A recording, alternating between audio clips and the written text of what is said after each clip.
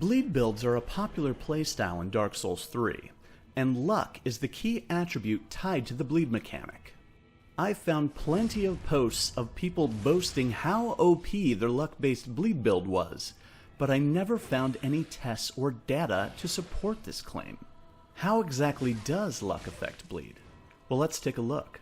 Weapons that do bleed damage have what's called a bleed effect strength. Your target, whether it's an in-game enemy or another player, has a bleed defense value.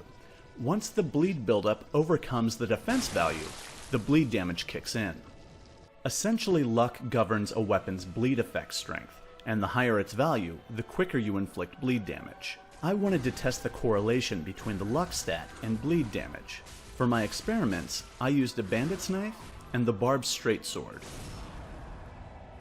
Other weapons, such as the Warden's Twinblades, are more efficient at inducing bleed, but the Bandit's knife and Barbed sword have consistent, controlled swings, making them perfect test subjects. I upgraded both weapons to +10, but did not infuse them with any gems, just to be sure that luck was the only variable in damage calculation. I tested both weapons at luck level 10, 25, 40, 60, and 99.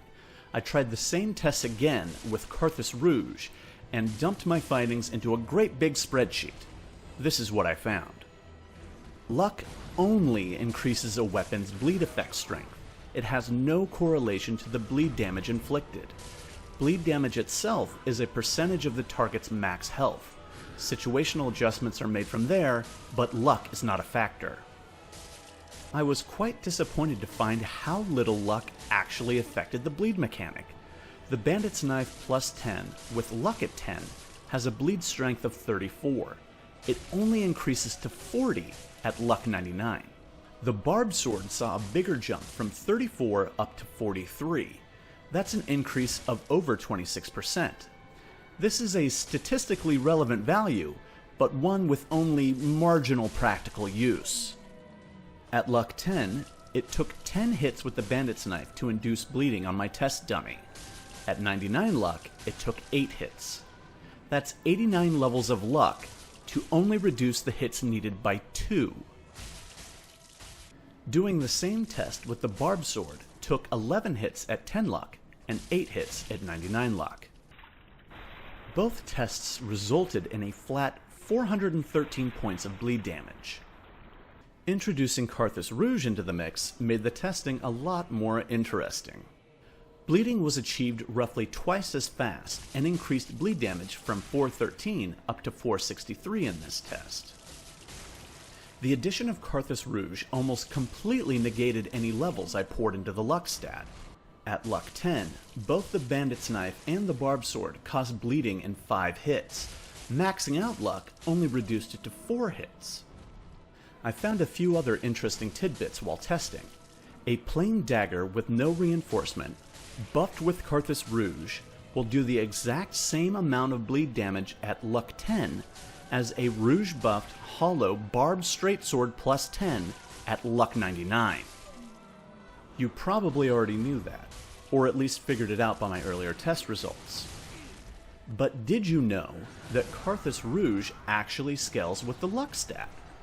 I figured this out by buffing a completely stock dagger and testing it at luck 10, 40, and 99. At level 99, it took 3 fewer hits to inflict bleed damage than at 10. I was pretty surprised to find that out. I did some quick testing with blood gem infusion too. This upgrade will increase a weapon's bleed damage by as much as 150 points for a +10 weapon. But its decreased damage output and inability to be buffed with Carthus Rouge made a blood infusion a novelty option at best. In conclusion, dumping levels into luck isn't as wise of an investment for a bleed build as placing them into other areas. Remember the term opportunity cost from school?